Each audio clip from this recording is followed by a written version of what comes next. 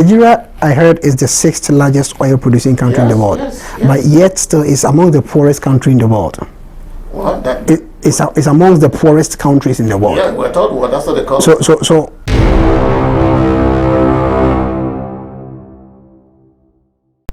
Hello, good day, fellow listeners of O Power TV. This is Ora Sako, the usual host, and I'm glad today to be in the offices of one of the great men in Worcester, one of the men who are paving the way for us to come, and one of the leading African, let's say, I'll say, African mouthpieces in the great city of Worcester. He's been in Worcester for a while. He's been in Worcester for like maybe not less than 10 years now, and he's been in the legal profession, and he's by the name Attorney Gordie Daniels. Welcome, sir. Thank you, Mr. Osako. Okay, good. So this is Spotlight on Africa. We're talking about Africa. We're talking about our issues, the issues facing us as Africans in Worcester, the issues facing us as not only Africans, we're not only being Africans now, but Africans in America. Like I keep saying, the story of Africans in America has turned into the story of African Americans, because now we have been formed, we've been woven into the cultural fabric of African Americans. Our kids no longer speak their languages; they don't want to speak it. Okay, when our kids are walking by the roadside, it's difficult to tell unless the person tells you his or her last name. So much is changing about us. About Worcester. We love the city. That's why we're here. Worcester has, welcomed us, and we gladly embrace, whatever gift Worcester has given us. And like I keep saying, I was born in America. I was born in Ghana, Africa, but I was made in the USA. Mm-hmm. Welcome, Mr. Daniels. Thank you, Mr. So let's talk a little bit about. Okay, can you please introduce yourself a bit for our viewers?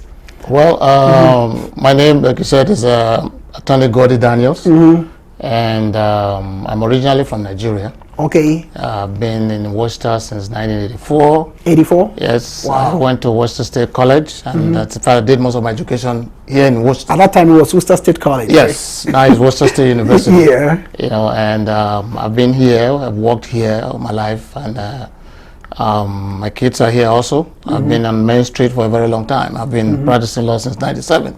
97? Yes. Wow. And we have dealt with the issues of Africans since we've been here. We've been here trying to see how we can come together. Yeah. When I started, I was one of the first African lawyers here in Worcester. Wow. And if not the state of Massachusetts. If not, much of those people. The Worcester area has been our place. Okay. And we've been here, and we've made Worcester home, and we've worked with the likes of previous mayors of Worcester. Tim Murray, who was so we've done a lot of things together. He's been part of the African community when he was mayor. Okay. So we've been trying, even with their effort, try to put Worcester community together. And I'm glad that we're talking about it now, 2020. Wow, 2020. Wow. So what areas of the law do you specialize in? Well, I'm a general practitioner. Okay. I've always been in partnership with other colleagues, and I've done. I do immigration. Immigration used to be 85% of my practice when I started. And the only reason I went into immigration wasn't because I was an immigrant. I just felt that in Worcester community when I came in, in order for you as a human being to be respected, you have to have a foundation. Yeah. And because we're not too many in the Worcester area in Massachusetts, I felt there's a need for us to, at least for me, to see what I can do to make sure that we have more Africans, here, because back home they say, when you touch me, you tell me who your people are, but I tell you where you're from. So if I don't have a lot of Africans in Worcester, then if I'm alone, it's going to be tough. It's going to be tough. I will not get the respect that I need. So I needed that foundation. So that's why I go into immigration to try to assist here. We can help ourselves here. And we've been doing that for a while, and other colleagues have joined. So I do immigration. I've done criminal law in the past. I used to do court-appointed criminal cases. I got out of that, and I do majorly family law. Okay. I do family law, I do bankruptcy. You Okay. know, I've done personal injury. So those are the areas I've been doing. Usually civil practice, criminal, and immigration. Oh, okay. So, where did you get your law degree? From Massachusetts School of Law. Mass School of Law Yes. in Andover, right? Exactly. Okay, that's good. Wow, viewers, this is Spotlight on Africa. We're highlighting some of the great people in Worcester. Okay, we've been going to like so many businesses, so many entities. We're talking about, you know, how we can survive in this city. And just as you were saying, we need that background. We need our people around. You know, in Ghana, we have this saying that it is the chicken's feathers that makes it beautiful. Yes. That makes it bigger. You know, if you might be anything, but if your feathers are not great or are not beautiful, yes, you know, you not have value. That is why you have to raise up the chicken to wait before you buy it, because the feather might fool you. Yeah. Wow. Thank you, sir. Yeah. So, sir, can you tell us a little bit about your journey to the United States and how things have changed so far? Okay. There's a great disparity between the time that we came and today. In the 80s, when I came as a student, okay, I got admission from home and I came here because my uncle at that time was a professor at Worcester State College. He's retired now. So that's how I came as a student, and an F1 visa. Okay. I went to school, and from there I had my master's, and I went to law school. And at that time, we didn't have the issues of, there was no serious fight against immigrants. When I came to this country, my currency was higher than the dollar. Really? Yes. The naira? Yes, in the 80s. Wow. I never heard that. Oh, ask anyone, it's out there. At the point in time, it became like 1 to 90 cents or something like that, 1 naira to 90 cents. And over the years, that has changed. You know, wow, this is shocking to me. Well, that's to tell you how the West African naira. Yes, that's how far we come, because in those days when my uncles came here, they came in the 70s. My uncle went to Cornell University. When they came here in those days, people never used to, from my country at least, I should say, people from Nigeria, when they finished, they come on scholarships. When they were begging them to come and study here then. And when they finish studying, they go back home. They don't stay. They never stayed. No. Because the currency is the same. So why would you want to come there? My uncle came back home. They used to come with Afro. They come in to get. My uncle came back, was lecturing at University of Ife. Before he finally came, when things were changing, he came back here. You know, so that's a big difference from then to now. This is shocking to me. No, and it's like it's in my lifetime. It's not like in the 50s or 40s. Exactly. So nowadays, you know, even if you just rewind a little bit, we used to say, so you were back in Africa, right? During the slavery time. Yeah. The Europeans came, you know, they took us by force and brought our brothers here and sisters, right? Yeah. They were not willing to come here. They didn't want to come. They were forced over here. Yeah. Right? We were deceived with the whole thing that came. So now they got over here. Now that we're ready to come here, now they are telling us we can't come. We are now ready to come. Back home, people want to go home. If you take a ship now to Africa, you know, so well, we want to take you to Europe.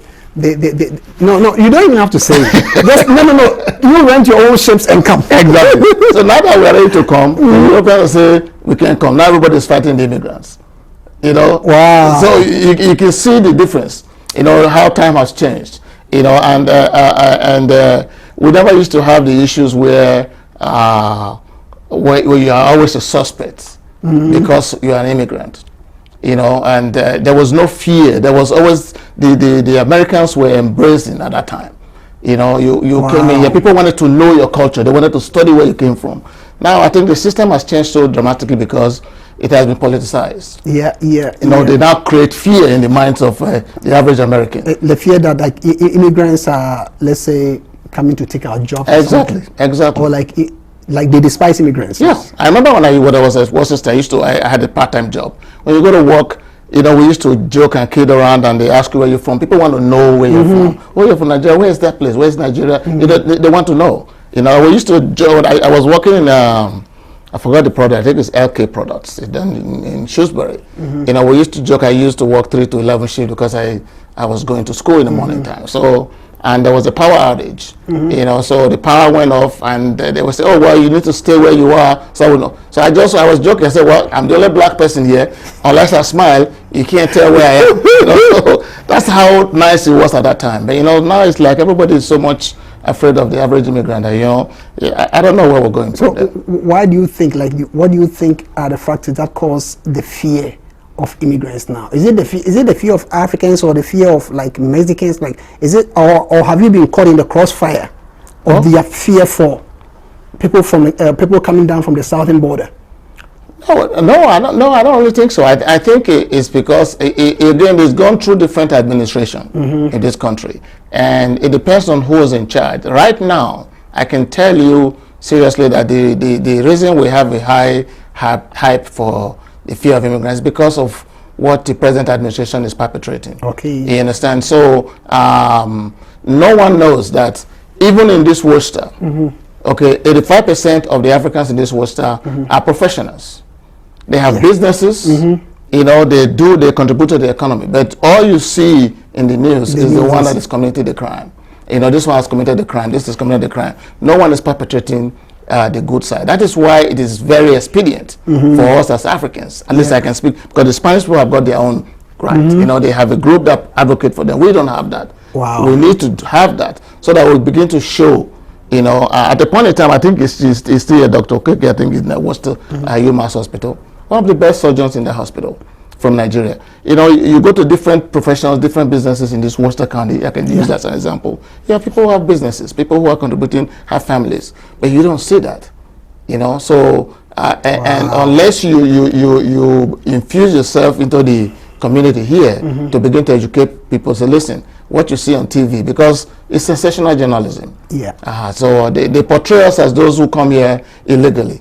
If anyone comes here illegally, it's not Africans, because we can't cross the border unless you have a visa. We can't swim. Exactly. Thank you. So, but like you said, the Africans are crossing the fire. Yeah. You know, but we all have to lump ourselves together, you know, to fight the cause of the immigrants. And that's who we are. You know. Wow. Thank you, sir. So we're going to come back to the Africans coming together. Yes. So so you saw Ronald Reagan, you saw Bill Clinton coming. Oh, yes. Yeah, and I saw the Bush. You've seen the two Bushes. Yes. And Obama and 45. Yes. Okay, so I'm just thinking, why do you think blacks are so much hated? Or why do you think like do you see anything wrong with us, or do you think we have caused so much of what is happening to the blacks? What do you mean, we as Africans, or we as a black race? people? Because right now it's like we've all been caught in that crossfire. Yes. All right. And when they coming at you, they never stop to even listen to your accent. And sometimes even with your accent, you are degraded more. Yes. No, of course. Well, I don't think that we contributed to it. You know, we as a people, you know, blacks now as a people, don't forget that they were compelled to come to a foreign land. Okay. And black Americans have been here, contributed to the development and the building of this great country. Immensely. You know, but haven't done that. Their history is not portrayed. And those who portray the history are not the blacks themselves. I know. You know, I remember I said this because I took African history when I was at Worcester State College. Okay. And who taught the African history? It was a white man. It was a white person. And we had a big argument in class because I had to challenge him. I said, this is not how it happened. It's been portrayed wrongly. Yes, portrayed wrongly, you know, portrayed. So this is what they portray to the average black American. That's why you see we are even fighting as Africans. You know, we are fighting to unite ourselves with our black brothers and sisters. Yeah, because they have been given the wrong part of history. That, you know, you just sold. Who would sell their strongest flock out? No one does it. No one does. So the people that came over here before our forefathers, they are the strong flock. They never brought the lazy ones here, the ones that are sick. You understand? So we didn't cause the issue. It is because of we are blessed continent, to be honest with you. We have blessed continents. You know, I dare say that what we lack is leadership. And it's not by this, it's not intention, as you say, is by design, by those who want to continue to perpetrate what they have started back in the 80s, in the 1800s. You know, so right now, you have dependence on the people who started the slavery and the mass movement of this place. Now you have the people already here. Instead of incorporating them into the system, the only way to keep them where they are is to create a systemic type of discrimination or racism, so to speak. And you have to keep saying that these people are not good people, these people are not good people. So you know, when you start telling a child, no, the child begins to, at a point, probably think knows his name or her name, because that's all he or she hears. That's what happened to us as a race. You know, so we are not bad people. The only way you get heard as a black person is if you scream and raise your voice. And when you do that, they say you are becoming belligerent. You know, they have terms for it. Okay, so it's like they deny you. Yes. They deny you until you are forced to speak up. Exactly. And when you speak up, they use other terms to coin you. Exactly. That he was belligerent and I feared for my life. Absolutely. And it's like the minute they hear fear for my life, Yes. oh my goodness. You know, it's they say, you know, back home they say the squeaky wheel gets the oil. I think they say it here. If your wheel is not making noise, you won't oil it. Yeah. So we have to make noise. You know, Okay. even let me even tell you personally. When I started practice, I started out in Boston. Okay. When I came here, my first day in court, in Boston, you show your back card to go into the courthouse. What's the problem? Your bank card? No, the back card. Okay. You know, it wasn't a problem. But I came here, I had a case in Worcester. The district court here. When it used to be here, right? Yes. Okay.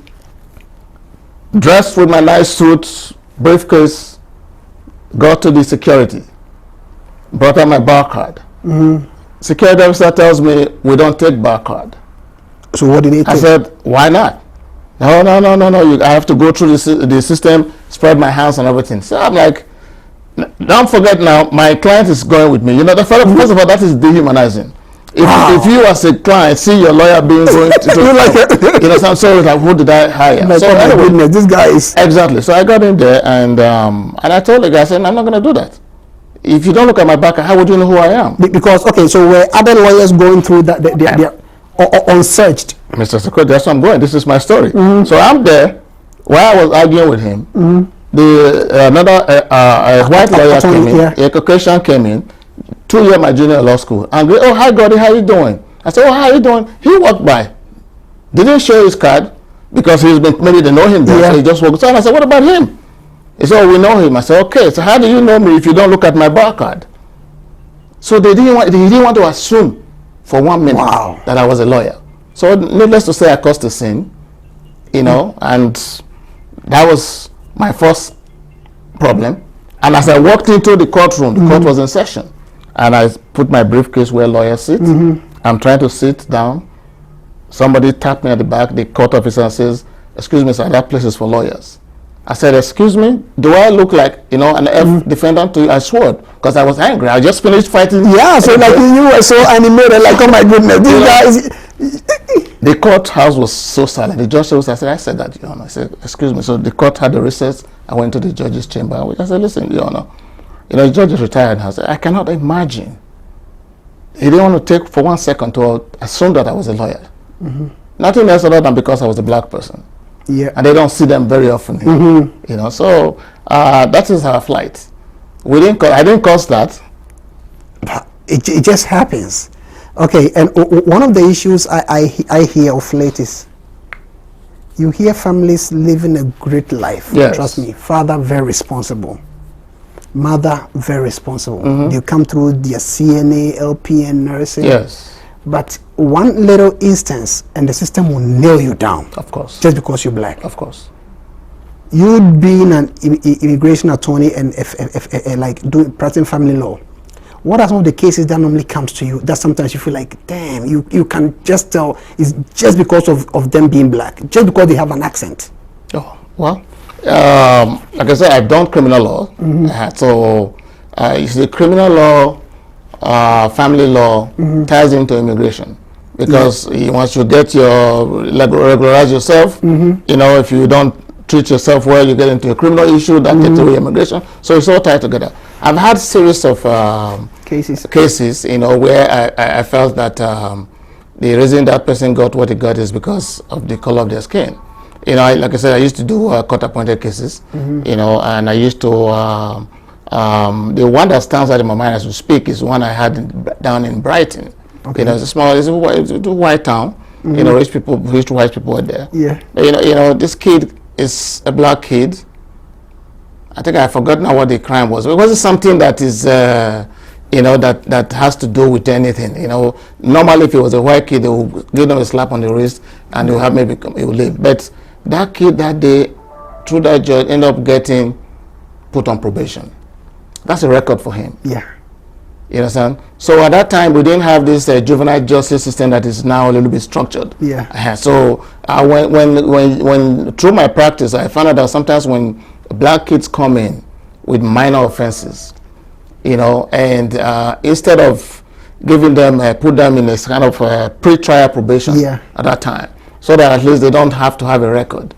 You know, I see that more often than not, they get, you know, slammed with some kind of punishment. Hefty fine that creates a record for them. You know, and that has been the issue. And I can say that over the years, we're trying to restructure it through the Bar Association. You know, but you really have to fight for it. You know, you have to fight for it. And accent is a big thing. It affects everybody. I mean, when I go to court, I speak. My accent obviously speaks. You know, that is why you see most of us who are immigrant attorneys, let me say African attorneys, for example, we prepare to go to court. We don't start from here, we start from here. Because, for two reasons. One, because of the competition that we have out there. Yeah. You know, because of this systemic racism we're talking about. Secondly, because even our own people, they doubt our credibility. They don't believe in you. Exactly. So you rather want to go to a Jewish lawyer. Thank you. That is why you have to start from here. It's very sad sometimes. Yeah. You know, I at my job, I'm a director. Yes. I hire people, fire them. Yes. Pay them. But you know what happened? This guy, his name is, he's from Guinea. Okay. I don't want to say his name. Yes. He came to my office. I was talking to this lady who's Caucasian, white girl. And the guy entered. I opened the door for him. He didn't even greet me. He greeted the other person. No, he went straight to the girl whom I was interviewing. Yes. And the girl was panicking. And I'm like, excuse me, can I help you? And he's like, he went straight to the girl. Yes. And I'm like, so I tapped on his shoulder. And he turned like, I'm not talking to you, I'm talking to the boss. See, the presumption of you never amounting to anything. Yes. Even amongst we accent-speaking Africans. Yes. And he's an old person. Yeah. Can you imagine? He's old enough to be my dad. Yes. And I'm like, had it not been for that, I could have fired this guy, because I know that this guy, he has a big family like behind. Yes. Like, you know. And he looks at me, it's like, I'm not good enough to be a boss. Yes. No, as far as it's concerned, you were the one that is, you know, that is the problem we have. And the white girl was like, oh my goodness. So she thought I would take it out on her. So the guy didn't say anything. I kept on talking. It's like, no, I'm not talking to you. Give me an attitude. I'm talking to the boss. It's the same story all over. So eventually, you know what? In about a minute or two, he left. Yes. He didn't apologize. He didn't apologize. And as soon as he left, the white lady, she nearly knelt down. I'm sorry, sir. I'm sorry. And I'm like, that's not you. Yeah. That is not you. We still have the... it was very sad. The white superiority mentality is still doing our thing. We never value anything that is our own. Even back when they still do the same thing. So it's a constant re-education.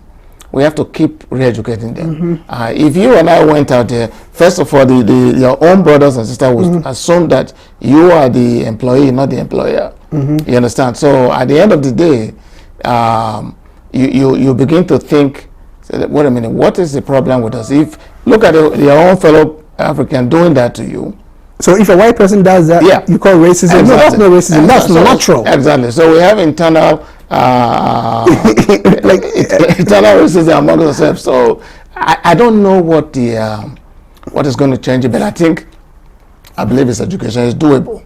It's not going to change overnight because for back home, those things, something that you don't know, you know, kind of intrigues you. When the white people clear skin. Even though we had clear people with clear skin, we never valued that. We thought something else is coming in. Same thing we're going through here. You know, you sit somewhere in your office, somebody opens the door, you'll be looking for the boss instead of you. You understand? So how do we cure that? This is the reason why we're here. We're doing what they're doing. Wow. So wait, this All Power TV, we talk about issues that are very touching, sometimes very difficult to talk about, but issues that needs to be discussed. And we're talking with Attorney Gordie Daniels. He's a very he's a very, let's say, one of the mouthpieces, the African mouthpieces in Worcester. So, sir, we talk about racism in America. Yes. But back home in Africa, we have various ethnic groups. Yes. In every country, you're going to find one ethnic group which thinks they are the best. The dominant one, right? The dominant one. Yes. Would you compare ethnicity, like what do you call it, ethnic discrimination to racial discrimination in America? Well, personally, I don't equate it. You know, even from the title, you know, racism has to do with being judged by the color of your skin. The color of your skin. You know, ethnicity is being judged by where you come from. You know, in or terms the language you speak. The language you speak. You know, is anyone better? No. They both the same because each of them tried to suppress one group over the other. Yes. Do you think it's implicit? Do you think it's a deliberate thing? Don't you think it's something that just happens? Well, I can tell you I don't like to blame, to put blame or portion blame to the Europeans as they came to Africa. But I would dare say that their presence disrupted a lot of structure that we had, which has, you know, perpetuated itself up to today. You know, so and it's difficult to wash off. You know, for example, in my country, Nigeria, you have the race that tends to think they are dominant is the Hausa people from the north. Okay. You know, and there's a group that is less educated. I mean, those on the side are more educated than us, but they have the political power. How did they come to be? We have learned over in history that from those on the north, when we were getting our independence, they were told that political power is yours. You understand? That is why we had problem struggle through 1966. We had a civil war, the Biafra war, you know, because at that point in time, the Northerners were told, well, this is going to be, the country has already been decimated. You know, political power is yours, so they have always held on to it. Yeah. You understand? So it's difficult for them to let it go. Yes, because they were, you know, you find them more in the military, than going to school. They're putting their people in higher places. Exactly. So that is it's a learned behavior, you know, that is difficult to actually to change. Now you come to the racism part of it. That one is also something that was created because one group wanted to, you know, suppress another group. You know, and they now have to do it based on the color of their skin, which has nothing to do with anything except the region, I mean the continent where you are from. You know, if a white man stays long, why are they getting tan in the first place? You know, if they try to get sun to get the darker skin. You know, it's all about stuff, but you know that should have nothing to do with anything. Wow. So what advice would you have for people back home who thinks some ethnic groups are inferior? Because we have it almost everywhere. Even in India, you have the caste system and stuff. So what advice would you have for our people, especially after you've been here and you see how hurtful? Because when you are back in Africa, I belong to I would say the dominant group in Ghana, and there are certain things you don't even want to think about. There are certain things you don't feel because you are in the dominant class. Yes. But once you become the inferior or the lesser class, you're like, oh my goodness, so is this how people feel back home?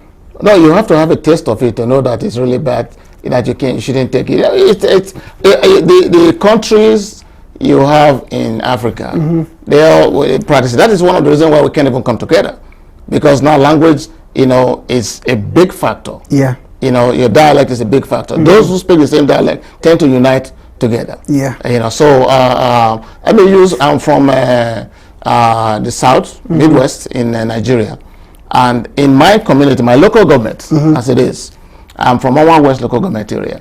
And we have the same issue where the people who from one group thinks that they own the political power in my place. 1991 was when we started this democratic government, and since that time, 1991, my local government area, my side of the local government, has never produced an elected, they call it chairman, which is equivalent of mayor here in the US. You know, so they have never produced an elected mayor. My group, even though we are the most educated, you know, the local government headquarters is in my area, but those who rule as mayor don't come from my place. Wow. Even after elections. Even after elections, because it is how it is manipulated because of the ethnicity we're talking about. Guess what? I am the first mayor. They call it chairman. I was the first elected chairman from my area. I went back home 8 years ago for this same reason we're talking about. I went home into politics because you asked what advice you give. Yeah. I felt like I needed to go and participate to make some changes. So I went home, ran for office, got elected from 2013 to 2017. I was mayor. I wasn't here. I stopped practice. I left my practice. I went home. I was there because I was from the minority group. I had serious problem dealing with the people who thought that they should be the one in charge. The reason I got elected was because we thought that, well, you know what, the same thing we're fighting here. It is time for us to produce one of our own. One of our own. We must produce one. So we went on campaign. My brother, I spent my savings from the US in these places. You know, politics in Nigeria is, Africa is big money. You're wondering why I'm back? For the same reason. I came back 2018. I was home from 2013. 14 to 17, right? Yeah, 8 years I was home. Wow. I got elected 2013. That means I was... So you were there a couple years before? Yes, 2005, 2006, 7, 8, I've been home. Wow. Campaigning. Left my practice. My family was here. And eventually you got in? Eventually, after 2 tries. After 2 tries. I got elected 2013. I was mayor from there.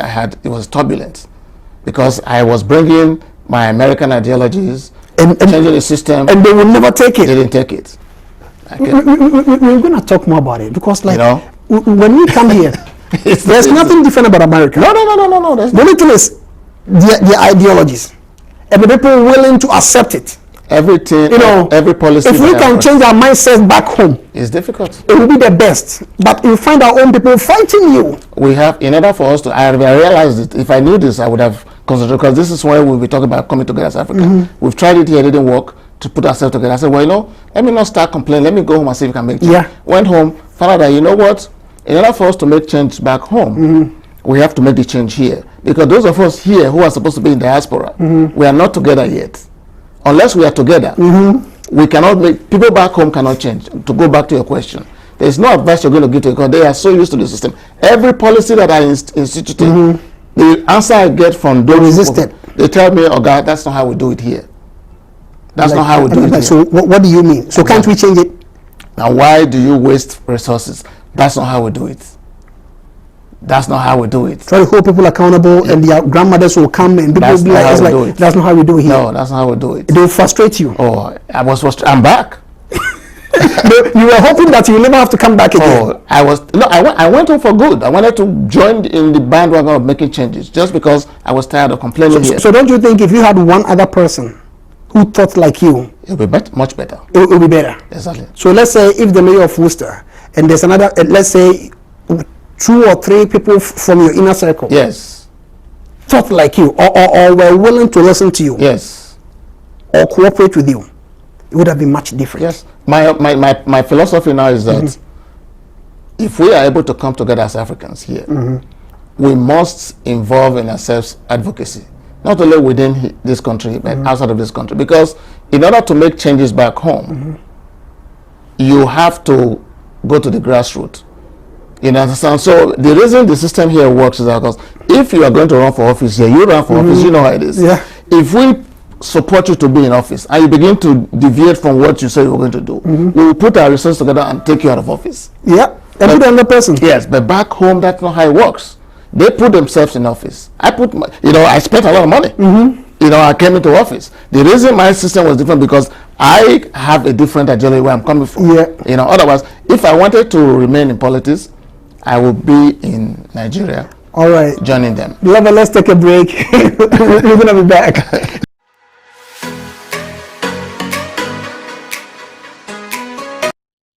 Okay, so welcome back. This is Spotlight on Africa. And we're talking about the things that we go through as Africans. And thankfully, this attorney we have here, he's been here, gone back, and came back. All right, and he has a wealth of experience. So we can draw from his wellspring of experience to better our lives here. So let's talk about this issue. You talked about Africans having different languages and stuff. There's a current wave going on that Africans should use our language in teaching. Because when we come here, they tell us English is our second language. Even though English is our official language, they tell English is our second language. But when we go back to our country, we say our language is also a second language. I'm like, so don't you, we think we are doing ourselves more harm than good. When your kids, let's say, if we who were raised in Africa and schooled here, you may be smarter than the person, but just because the person can flow in their language, things are so easy for them. When you hear something, you have to take it, like decode it into your original language before. So it's like there's a two-step process. With them, it's a seamless process for them. So we have this growing movement that Africans should start instruction, basic education in our language. We develop our language. You mentioned something before that it was the white people who wrote our history for us. One of my friends, he told me, I was having an argument with him, and he told me, I told him, well, go check the history books. He's a white guy, and he's like, Ora, I feel sorry for your intelligence. I'm like, don't say it. He's like, no. And he's like, I'm even surprised you are telling me to go to the history. Don't you know history is written by rich white men? History is written by the victors. And sometimes they may not be the victor, but just because they have the money and the resources, they write what they want you to believe.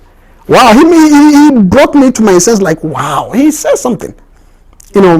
So like I've been saying, people are now thinking that we have to start basic instruction in our language, develop our language, our alphabet, which most of us have now. Develop it and better ourselves, just like the Japanese, the Germans, the Italians are all doing, and that has helped them. What do you think about that? I said before, I said language is a unifier. If we are going to progress in any way, there has to be a movement where we develop a common dialect language, whatever you want to call it. And it's going to be a problem in Africa. Yeah. It's going to be a problem in Africa, Nigeria and Ghana. Yes, because the dialects are different. So many languages. Yes. I think Ghana, we have about 47. You guys have about 120 or so. Right. So you don't even want to go there. Counting. And this is not even, it's just from 1 kilometer to 1 mile. It's not, so it's again, it's one of those things. And the dialect, when you listen to them carefully, very similar.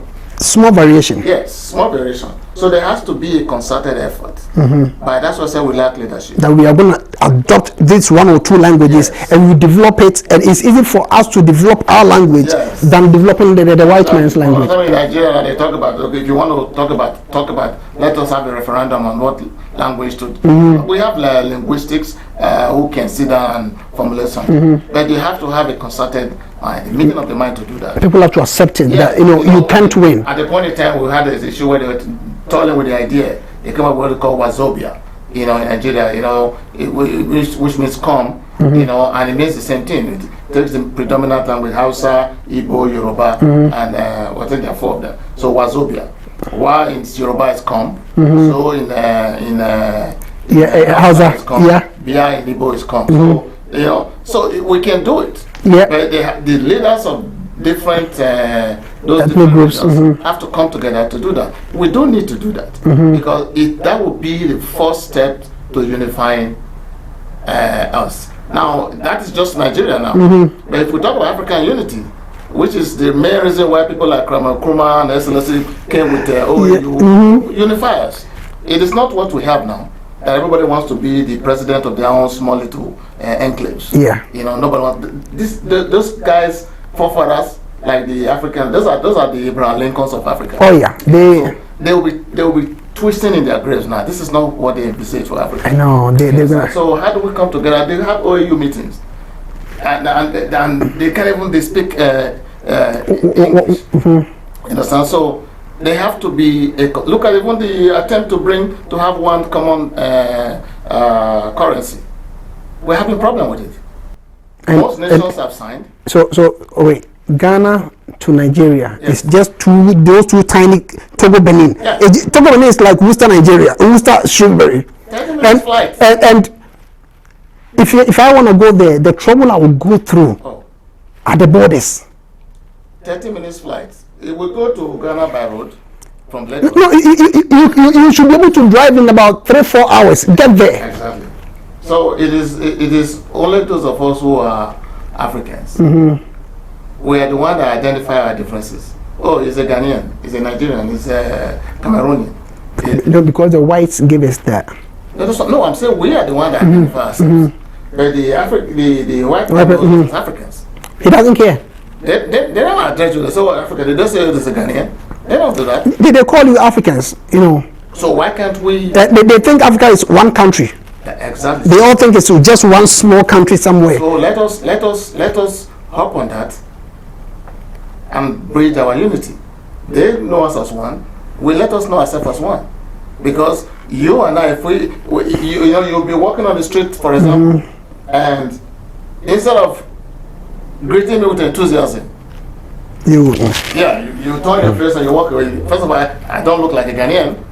Because you walk away. So if I was a Ghanaian, Ghanaian would say, oh, when they see a black person, oh, to send. You understand? Not knowing that I'm not from Ghana. But if the white man is addressing us as one, Africans, why can't we address ourselves as one and let us begin to act in that unison so that we can forge it? Because there's strength in number. And we have the numbers. We have the numbers. They don't want to deal with we have the brain power. We have the physical power. You go to City Hall.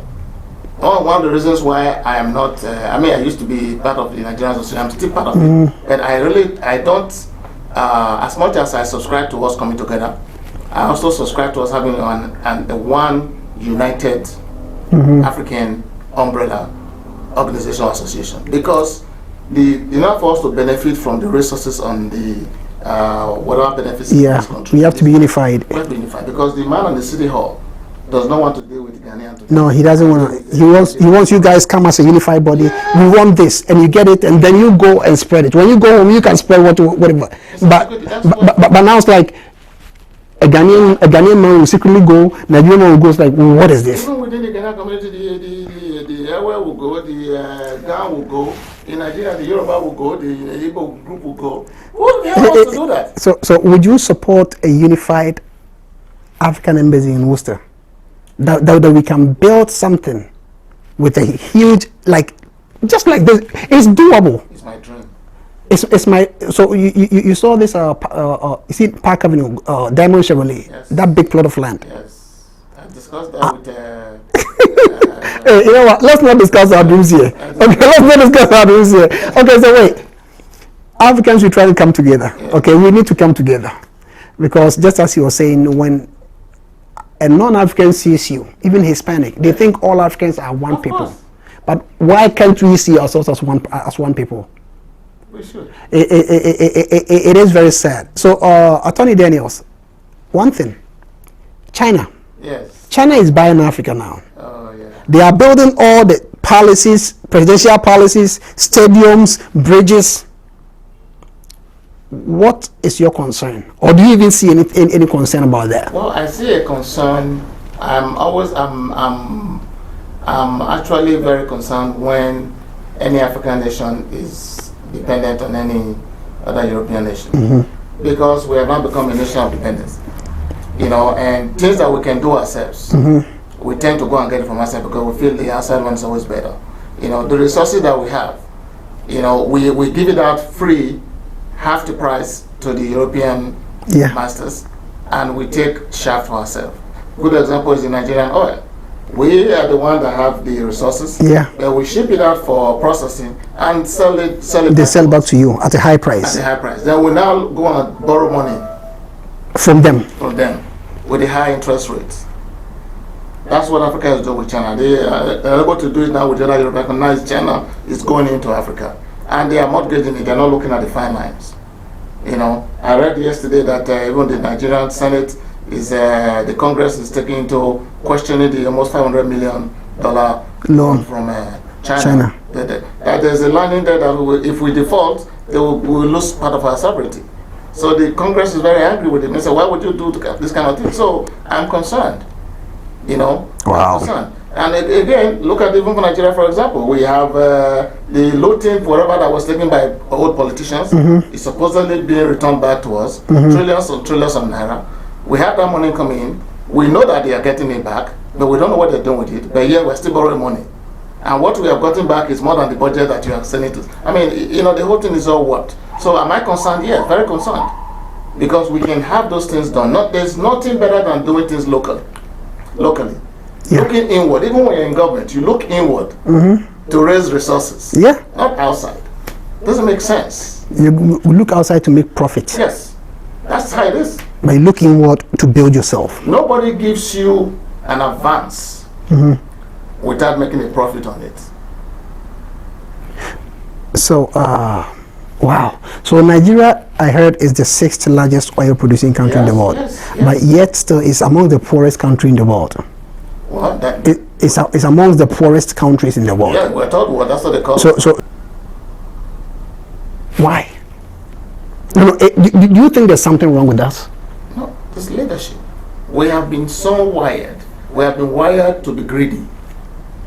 The average black person, we don't think of community. If the fire is not in your house, it doesn't concern you. Unless the fire is in your, it's close to you in your house. Why are we all clamoring about Black Lives Matter now? Blacks have been killed by police many times in this country. Now the thing is now close to home. When I realized, wait a minute, if this thing can happen to this guy, it can happen to me too. Before we just look away. I had to join the protest because I feel like I have sons. Yes, I saw and very soon you're gonna see my son walking down the street, so innocent. He's already doing the same. He's already having the problem out there in the school system. Big time. You don't even want to go there. Without the DCF, the principals will call on black families. It's like when they come in, they don't care about anything. Just because you're black or you have an accent, then you done. You done. You know, many times I've gone before the school superintendent here in Worcester. Got a black kid. Most recent one is a Ghanaian. Very sad. For a crime that he didn't. No, you can't even call it a crime for an offense. He didn't even start the fight. Somebody just caused the issue. And he defended himself. He has no history of anything. About to graduate. Then we find yourself, and yet they still, despite our appeal, they still maintain that the punishment. They gave him the highest punishment in the plethora of punishment that is available to the superintendent. So in that case, we will come back to that. In that case, I was in one of the schools, their board of trustee meeting. Yes. And one white guy is like, Ora, we want to help you guys, but when we looking for opportunities, I suggested that they diversify their teaching staff. That would help a lot. But he told me, when we send in the application, like when we open the applicant pool, you will never find an African in there because we are all punching. Yes. CNA, living, anything. Yeah. We are all doing our own jobs. And we've left the education of our kids to people who don't know our kids. Yes. So when your kid comes home and pulls a gun at you or disrespects you, now you're crying that our kids don't respect, they don't teach them anything because you refuse to be part of it. You've left the education, the moral upbringing, knowing that your kids spend about, let's say, about 6, 7, 8 hours in school, and you only see them maybe 1, 2 hours. So the guy told me, you guys are not available. So I can't come to the African community and educate certain people to be teachers. Yes. You have to make a conscious effort to educate your people to be into the teaching profession, so you can take these jobs. He's right. And I'm like, wow. It's like, and he was willing to show me the pool of applicants who've applied for an open position, non-African. Well, because we first of all, we don't see it. Number two, we are not in that market in the first place. So definitely, it's not in our consciousness now. No, I can tell you that I know that we need to educate ourselves to get away from the mindset. And I can tell you one of the main reasons why you have that little snag, you know, that absence, or put it that way, is because the average African, for example, is here purely for economic reasons. Yeah. Even if he is not, she is not here for economic reasons, he has a lot of dependents. A lot. So I always joke that the average African has 3 families. Oh yeah. The one back home, himself here, so he has to maintain it. So it's not thinking about going to any gathering to be doing it. That's why it's difficult to even call a meeting. They will show up. They're taking shift somewhere. Yeah.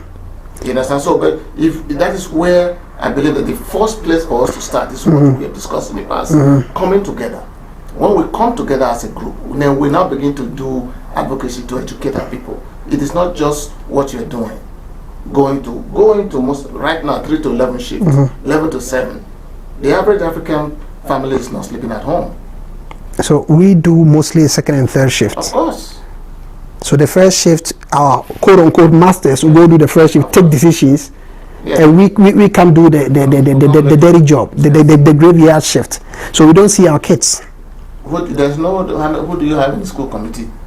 When they're discussing zoning matters in Worcester County, in Worcester here, who is the African that is there? If I talk about portion, when I talk about registering in this Worcester, who's there? And do you know Ghanaians are the largest immigrant population in Worcester? Oh yeah, so last year they were 38,000. Yeah, that is the legal ones, the ones you can see. Yeah, of course. But so this voting block, that should be enough to kick out all 6 city councillors and put 6 Africans. Yeah, we don't have that. You remember the old indirect rule in West Africa? Thank you very much. Because you know what, I had an interview on one of Ghana's popular TV stations, and I told them these whites are smart. Indirect rule. So when I was telling them, someone I was talking to, I think he didn't do government, and he probably didn't do well in his junior secondary school or something like that. So I didn't understand. They use 1 or 2 of your own. It's always like that. To rule against you. They use your chiefs. So they'll pick one person from your community, and the person will always be following him or her like a puppy. So to give you the impression that they are on your side. Well, that is where that I told you initially that our problem is leadership and greed. We'll be so wired with materialism. We never used to be materialistic until now. That's why we're wired. Okay. If 3 of us start something right now, advocating for what we believe in, and you go and meet, lack of a better word, the master who you're fighting. By the time we get there, he would talk to us. When we leave, he will call one of us and give him or her a very tough position and some kind of big. Or they'll put food in your mouth, and when you find food in your mouth, you can't talk again. So the next day, when I pick up the phone, hey, Attorney, I will go always my daughter is sick, so you understand? And before you know it, that group is now dissipated. That's the problem we have. So unless we have to, orientation is a big thing, and we need to orient ourselves and wash our mind away from this employee mentality, independent mentality, and this greed. You understand? Why are we not coming together? Because we're always thinking about individualistic, even though we're not individualistic by nature, but we have come to begin to live like that. Because you are thinking, why do I have to leave my job now to come and go out to one stupid meeting to be discussing about Africa? But these whites, they trust me. When I got into politics, I've respected the whites. Trust me, they commit their time, and they can do certain things. They can be like the Shrewsbury Street Neighborhood Association. They meet once a month, and I've been privileged to be invited. almost every month. And when they go, you have the district attorney there. Of course. You have the police chief there. That's the Italian. Police officers there. Fire chief there. From the city hall like office. And when you go there, you go see how they instruct, they command them. His number. We don't want these people in our streets. We want street lights here. We want police presence on these streets. I'm like, wow. His number. And you're gonna see them now. They are about, normally their normal size is about 20. Yeah. But the power they wield. And we have this power and we just don't even understand why we can, because when we're having these elections, if we are united enough, we can also call our own forum, and the city will, all councillors will have to come. Because if you don't come, we're going to vote against you. They have used, or they are still using, one of us to divide us the politics in this Worcester. One of us. Pick one person. One of us is not. They already pick one person. One of us takes the white man that's contesting against you. It is very sad. You know, so it is very, very sad. So I believe that we're going to get that out of the way. At some point, I know. No, now it's like you're knocking, you're cracking. You run for office yourself, and then two of you will continue the position. First of all, you have divided your group. You're voting to two. You know, besides that, your vote is divided to two. Now you're not competing against someone who has a vote en bloc. How many white people will come and vote for you? Meanwhile, yours is already divided. You understand? So that is why it is imperative. You ask me, before I retire or die in this place, I want to see that united African community that is like the Latino group. Yeah. Let me tell you something. I'm an immigration lawyer. I've been for a long time. The immigration policy that you and I are enjoying today, it is not because of what we did as African advocates. It is what the Latino group. And we just benefited. We just benefited. That's why we're not saying black and brown. They are the one that is advocating for this thing. They fight the policy fighting Mr. President today. It's their group putting funds together. You alone cannot do it. Do you know how many immigration cases that I have seen over the years? Me and my colleague and I, that Africans who have applied for citizenship, qualified for citizenship, the green card holders for a long time. The applications are not being processed, they're not being denied, they're not being approved. And they are caught in limbo. They can't travel. Because now they're looking into how did you get a green card. Everybody's a suspect now. So they're caught in the middle, more than 300 of them. But that is not something, they cannot pay us enough to go and fight that thing. Yeah. But you need an advocacy group to do that. You need a force. Yes, even if we had a force, we can write to the ACLU, we can write to the Immigration Lawyer Association, back them with some fund to go and do it, because it all costs money to do it. But you have the case, you can pay one lawyer to go and do it. You need a class action to do that kind of things. That is where we are lacking. So we are beneficiaries of even the social of the letter that they've been able to get. Yes, we're not even the one fighting for it. We're just benefiting from it. So when are we going to join the group?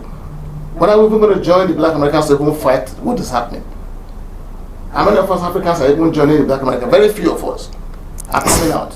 The protests in Worcester are more white than it was so sad. It was so sad. Beloved, this is Spotlight on Africa. It's a long day. All right. This is Spotlight on Africa. We're talking about these issues and you never finish talking about it. But someone needs to start the conversation. Yes. And we need to start having these conversations in our public spaces and places. All right. You know, so attorney, we just about to the end. Do you think religion is the problem of Africa? Religion has a role. Well, religion has a role to play in how we got to where we are. Okay. Because the religion that we are now perpetrating in Africa is not our religion. We had our religion before we were sold into this thing. Interesting. And even those of us that are doing it now, religion is a problem that is the problem of Africa right now, because the way, this is not how the white people who brought religion, they wanted to visit. Good comparison. The way the pastors and whatever you call it in Africa, the way they preach the religion that we inherit, okay, is different from the way the average white man who brought it preaches. Yeah. while we are busy conquering and taking care of miracles and demons, the average man who brought the religion here is preaching to his people and doing benevolent work, doing how to help the poor. They still put money together to go and give to people, poor countries in Africa. The African church is not doing that. Instead, the African pastor is enriching himself or herself. You understand? And the African pastor is preaching zero to miracle. So wait, so you think we got it wrong? We got it wrong. It goes back to the greed I'm talking about. We have now used religion as a means of getting economic wealth. That's not what the average white man, that's not how they preach, they do their religion. I go to First Assembly here every day. On Lincoln Street? On Lincoln Street. Okay. I've gone there for years. I see the way my pastor preaches. The church is invested in so many programs outside in different countries in the world. But there are more than 50 African churches in this Worcester. No, 50 is... As a mother. No. James Street, 70 James Street alone, that building alone. And these churches, some of them, the congregation, they're not even many. They're not plenty. And even in this building, and some buildings around here. We have more than 6 in this building. I can tell you now that this is because everybody's now having the same thing. You have in your little country. You know how to be in charge, be the pastor in charge. So like so many chiefs and no Indians. Yeah, exactly. So all these churches are there. And I can also tell you from my experience that 85, I'm being conservative now, 85% of those congregations in those churches have legal problem, educational problem, social problem, economic problem. But yet they invest every day, every Sunday, doing all night and paying tithes and offering. So do you think we should go back to our African religion? Well, which one is left? Traditional. Is it there? No. Now that has been demonized, right? Of course. So it's like even our traditional herbs are thought of like, oh my goodness, But with this COVID-19, the ginger, those like neem trees, that was what saved us. The systemic racism leading to domination, racial domination. It's very entrenched. It's entrenched. I'll tell you why I say so. If you give a largesse to someone in Africa, the Englishman they call it bribery. Yeah. But in this part of the world, it's tip. Yeah. Right? The whole costume they do, a particular day is set aside where you dress like, whatever it is. Halloween? Yeah, they call it Halloween here. In our place, it's witchcraft and stuff. That's what they call it. So you see how we have, how nomenclature, actually they can change so many things. So what we do, they give a name to it that is bad. What is good here, look at even the poker that you play. Which of the ball kills everybody? Is it the black one? Come on, Attorney Daniels. Thank you very much. Thank you very much. This is Spotlight on Africa, and it's so interesting. I'm hoping our people will start thinking, having, like I said, serious conversations everywhere we meet, and not just talk, but take action. All right, it's high time. We've been here for a while, and we have the first documented Ghanaian in Worcester in the 1920s. So I made a documentary. I made a documentary about that. We are in our 100th year now, but we don't even have a street named after us. Not even a street or a circle or a square. We don't even have a street that says these are all Ghanaians, because we are fleeing from our own people. So I made a comparison that the Italians came in the latter parts of the 19th century. Yes. And by the 100th year, they almost produced a president, Mario Cuomo. Yes. They almost. But I'm tipping that Andrew Cuomo will come one day. Of course. Definitely. So I called it the Italian experiment. I want us to have the same experiment. Africans, I want us to have the same experiment. The African experiment. My pipeline dream is that I want to see, by the time I leave this country, I want to see a black African speaking child become the president of the United States. It is doable only if we commit ourselves to. Your final words. Final words, we need to start from Tipone, who's Tipone, yeah. Our politics is local. Yeah. So we have to start from the environment, from the community that we're in. The higher dream is great, in order for us to, first of all, let me even thank you for what you're doing. You know, we need to begin to encourage ourselves in whatever place or business we find ourselves. We need to begin to patronize ourselves like every other community does. Jewish patronize Jewish, Chinese, the same thing. Have you seen anywhere African working in a Chinese restaurant? No. No. But when we open ours, we hire people because we're minded to do it. You don't want an African there because they will spoil your business. Exactly. Well, exactly. So at the end of the day, so my final was that we need, this is the time. The time has come for us as Africans to come together, never to go back to looking at ourselves as Ghanaian, Nigerian, Cameroonian, Sierra Leone, whatever it is. We used to look at ourselves as Africans and look at ourselves as blacks. We can't run away from it. That's who we are. We didn't create ourselves. We are intelligent race. Very, very industrious, hardworking. And let us begin to look at ourselves the way the average Europeans or white people see us. Okay, so Africans. So you quote unquote, not your enemy, but your opponent sees you as one. Yes. But you see yourself divided. So how are you going to fight your opponent? How are you even going to live with them? Yes. If you are calling me John, I want to start bearing John. If you call me African, I want us to be an African. So don't tell me that, hey, where are you from? No. Because that's the first question we ask ourselves. It's very sad. Yes. Where are you from? Does it even matter? Does it matter? It doesn't matter. So the mayor sees me as an African. I am an African. A proud one at that. Wow. This is Spotlight on Africa. Thank you very much, sir. Thank you, Master. And we look forward to having other conversations with you. You know, we're going to be going around talking to African leaders in the community and see how best we can put ourselves together. And I believe anyone watching us, you pick something up from it. You know, we're trying to get the Africans in Worcester together to do something. You know, whatever dreams that we have, we need to put it into action. All right. After most of us, we go to church, but after Mordecai and Esther prayed, he sent Esther to go to the king. After all the prayers and the fasting, when they saw that their people have been sold and they're about to be killed, we've done a lot of prayers. I believe the time to take action is now. All right. Thank you very much. This is All Power TV. You can subscribe to my YouTube channel, All Power TV. On Facebook is All Power, and on Twitter is at All Power 8. Thank you. This is Ora Sarkodie. Thank my cameraman, Mr. Daniel Berima.